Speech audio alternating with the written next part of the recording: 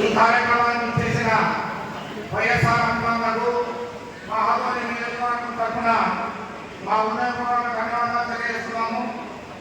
YSR Congress party జాతీయ శక్తిగా నియమితులైన జిల్లాలోని నేను పార్టీ అధ్యక్షుడు గౌరవ